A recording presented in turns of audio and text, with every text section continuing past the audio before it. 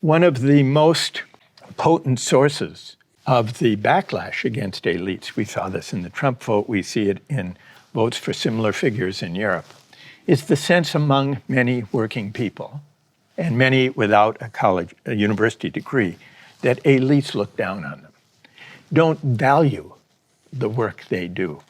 This has partly to do with the emphasis we've been discussing of mainstream parties on addressing inequality, mainly through individual upward mobility through higher education.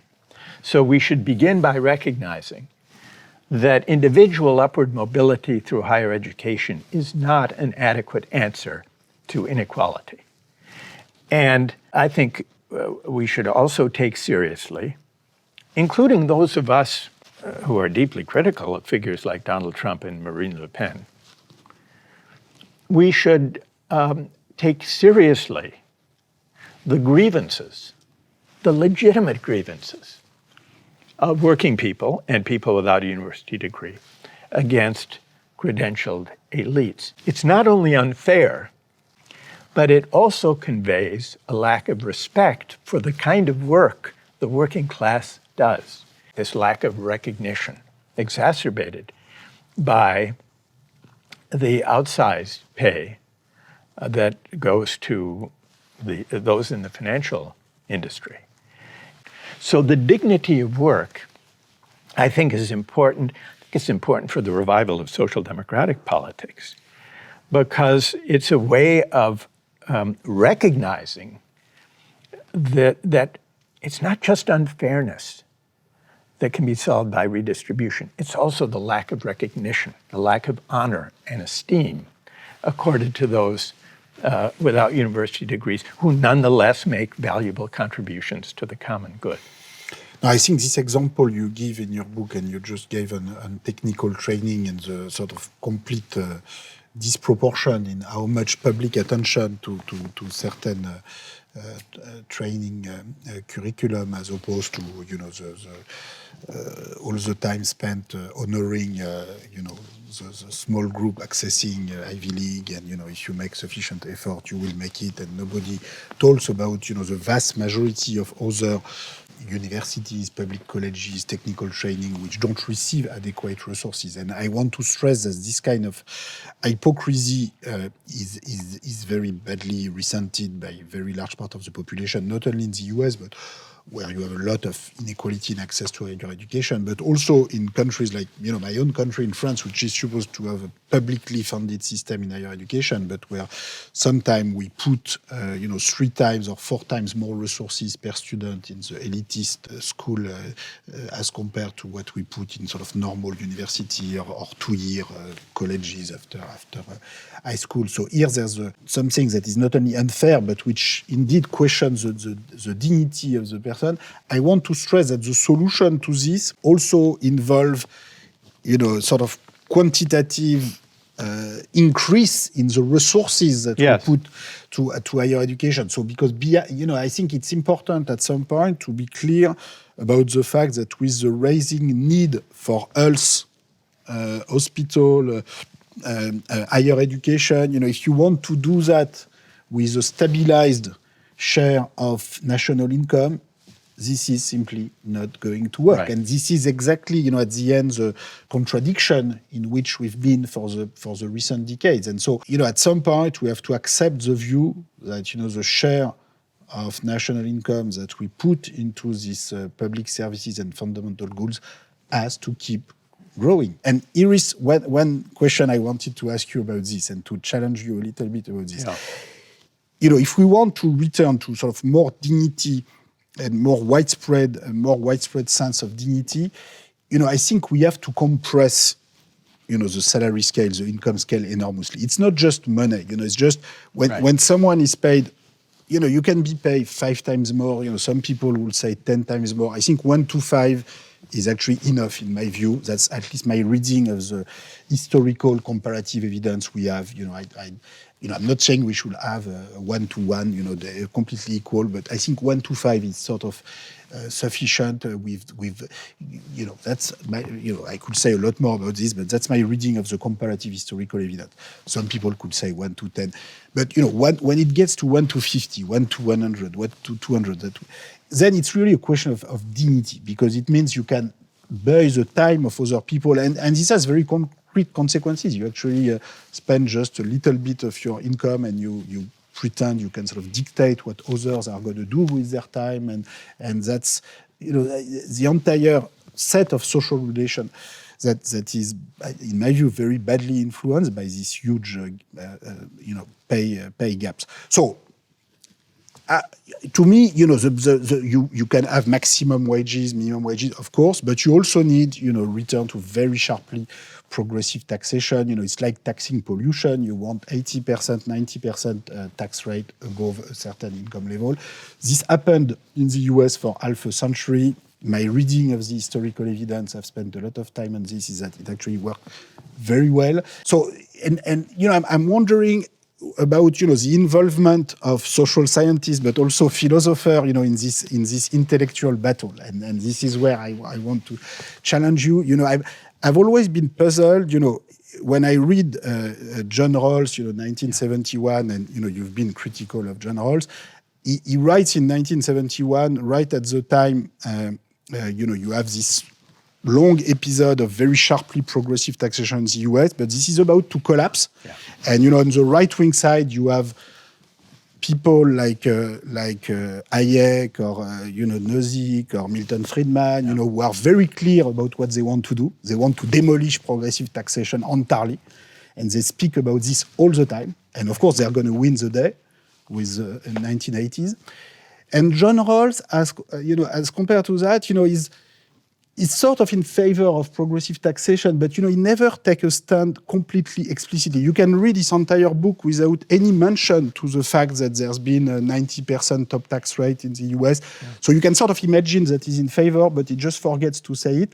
And so when I read, Michael Sandel 30 years, 40 years after John Rawls, I see a lot more appetite for getting into the fight about globalization and, your epilogue on your democracy's discontent, what you say about the Clinton administration, the Obama administration, this is rooted in history much more than in John Rawls type of writing in a way.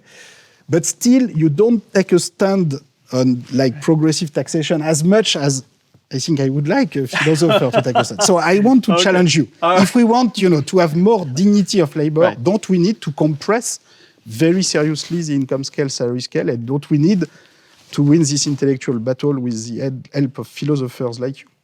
Okay, well, that's a big challenge. Yes. That's to respond on behalf of philosophers in general, and on behalf of you in particular. And on behalf of me. Yeah. First, on behalf of philosophers. A word in defense of, a qualified word in defense of John Rawls, whom you're right, I criticized. I think it's possible to justify a more heavily progressive tax system with Rawls's idea of the difference principle of helping the least advantaged members of society, and that justice requires that. It's possible to make a defense within his terms. So I want to defend him to that extent. I think what was missing in my main criticism of Rawls was that he wanted to define and defend principles of justice in a way that did not depend on affirming any particular conception of the good or of the good life. And my main argument was it's not possible and it's not desirable to detach questions of justice or of distribution from questions of the good life, of valuation, as we were discussing before. That was the main line of my disagreement. Now, that's relevant to the contemporary debate about progressive taxation. I'm very sympathetic to your arguments for more progressive taxation.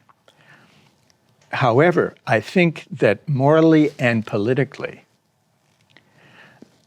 the case for progressive taxation has to depend on being able to cultivate and appeal to a strong sense of community, a strong sense that as fellow citizens we are engaged in a common project with mutual responsibilities for one another and with mutual indebtedness.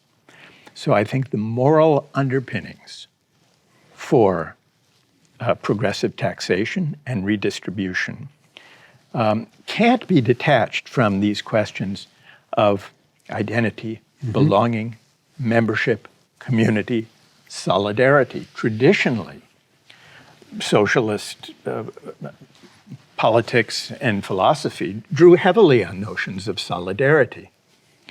Part of what Rawls was trying to achieve, and mainly maybe because he was writing out of the American experience, was to make the case for redistribution in a way that was compatible with a certain version of American individualism.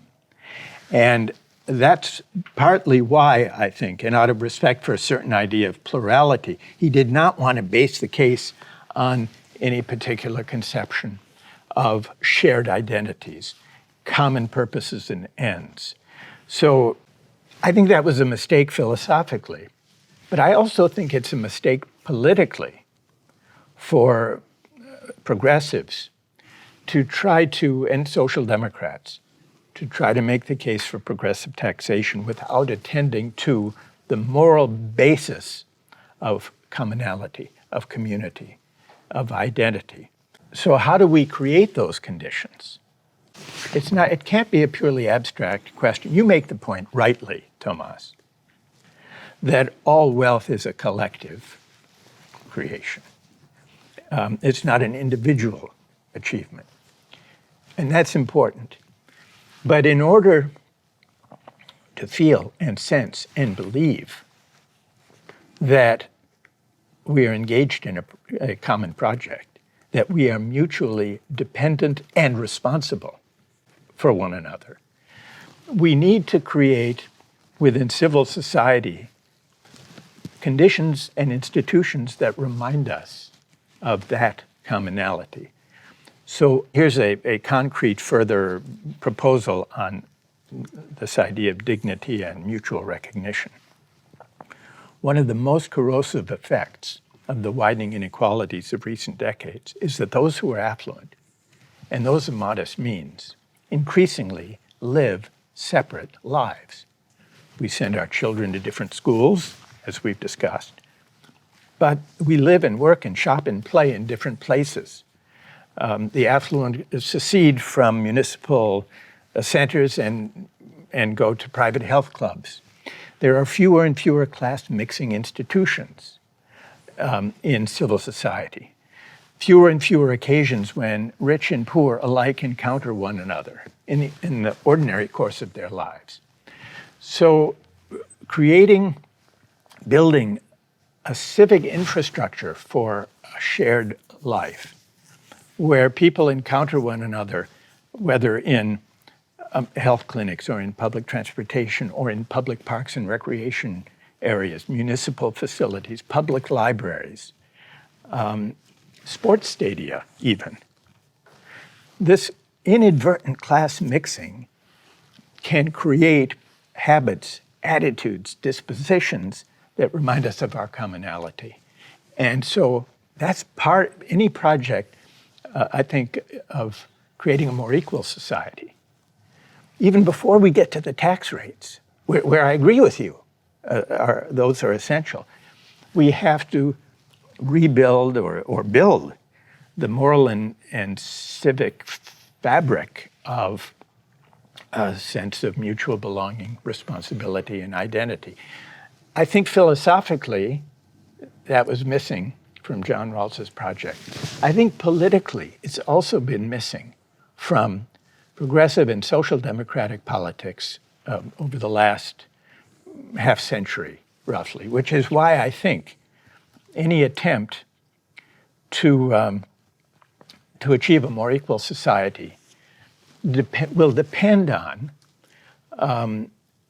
attending to the habits and attitudes and a sense of shared way of life that have been lost and eroded by the kind of separation of people from different walks of life in the ordinary course of life. So this is a practical observation. It's not strictly speaking philosophical, but it's connected to that philosophical idea that you can't detach the case for a more progressive taxation or for a more robust welfare state from a certain shared conception of common purposes and ends. What do you think? I fully agree with that, but I would say it goes both ways because you say you cannot defend progressive taxation and pay compression without emphasizing commonality, shared experience, right. Civic right. Values, and I agree with that. But can you stand for commonality without stressing progressive? No, they're reciprocally dependent. I agree. But one depends on the other. So I would say, but when you say we have to wait. Not wait. We have to work simultaneously. So I will wait for your next book.